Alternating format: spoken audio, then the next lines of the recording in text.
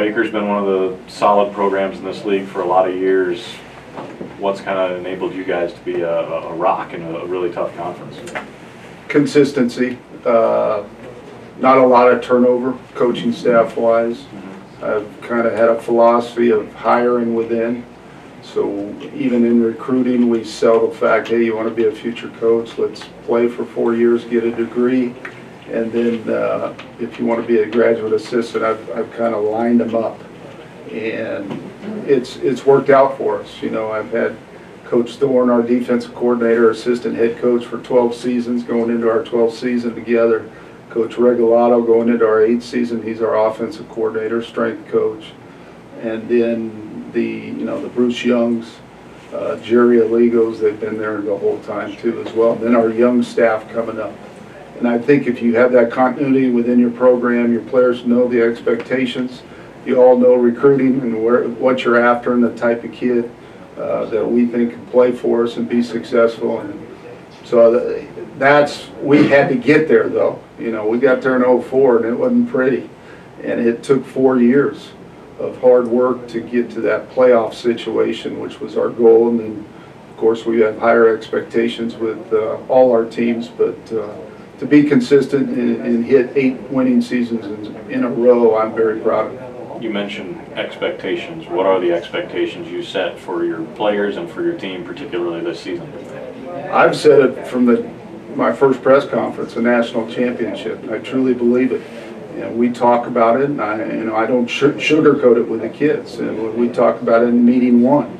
I'm one of those guys that like the big pie, and I've had an experience one time with it, and it feels like yesterday, but now it's 14 years removed. So I'd like to get back there with a group. But also you strive for conference championships. You strive week to week to get the W. But when it all adds up, hopefully you've stayed healthy. You're rolling into the playoffs, and you got a chance at a national championship. So we're very open about it.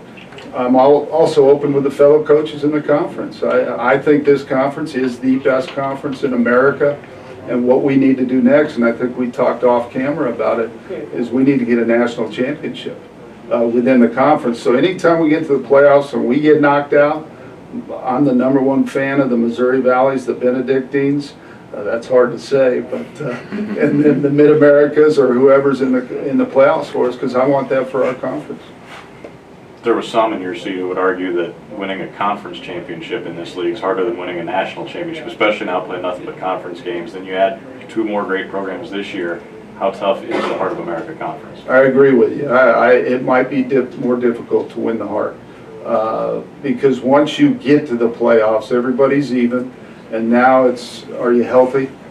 Are you hot and confident?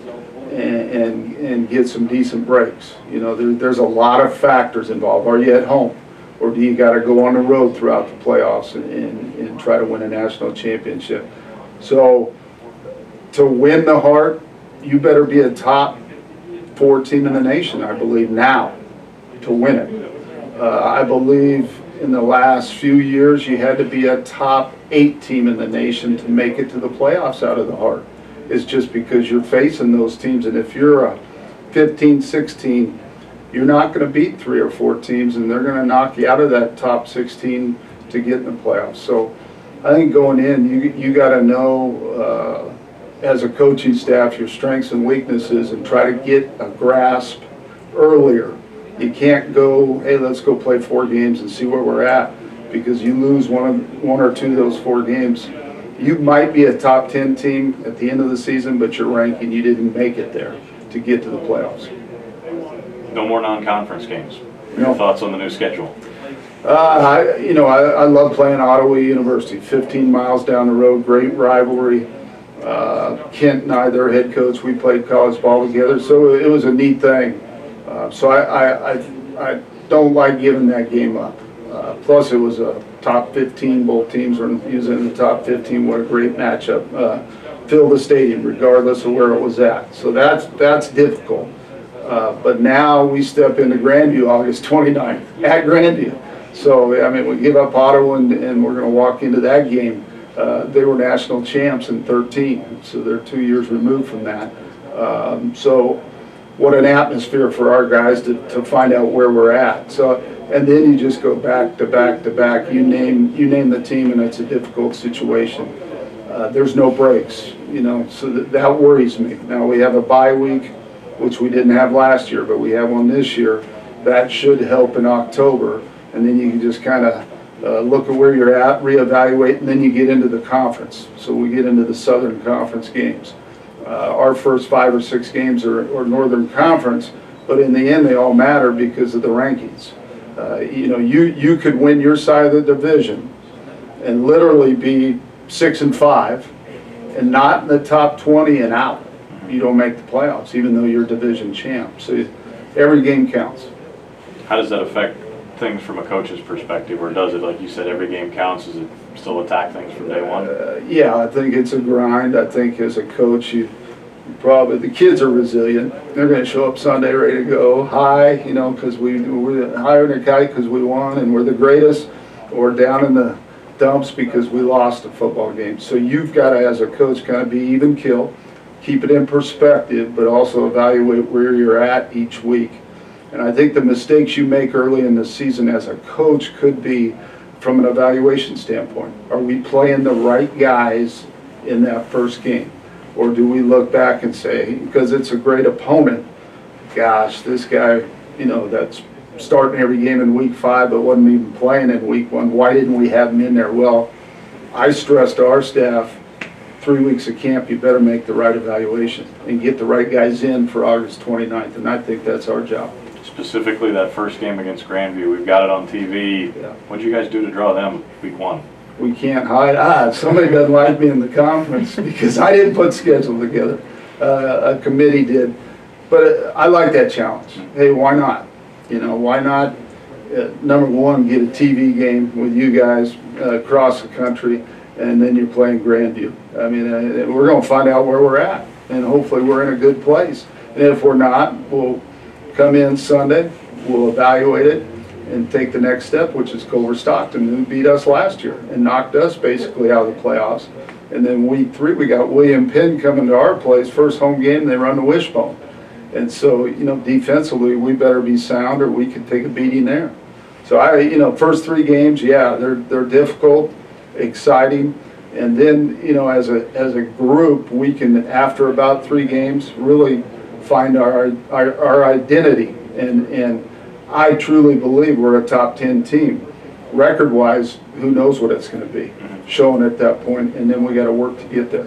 What does the TV deal for the conference mean for your Baker program? I think it's unbelievable. If you look at it, and when I heard the news, I thought they're in a conference in the nation that has this. Are you kidding me? And the Heart of America Conference to grab that type of exposure across the country weekly. And what I like, I'm a West Coast guy originally, and so I used to wake up in the morning and there's nothing on. Now you wake up out there at 8 or 9 in the morning, you're a football junkie like I was, you got a game to watch at 8 or 9 in the morning back there. And then, we're the first game on. So if you love football, you start your day with the Heart of America. Coach just told us, high expectations for the program. What do you think as the offensive leader, as the quarterback? What are your expectations for this season? The same. Definitely national championship. That's what we've been talking about. And the guys are all talking about it all the time, and that's our one goal. And we have high expectations, and I think we have the talent for it. We got the chemistry for it, and that's our number one goal. As simple as that. You guys look at the schedule this year. Does it look a little different than the past couple years have with nothing but conference games? Yeah, they're all a little star next to them, denoting conference game. Yeah. But that's exciting.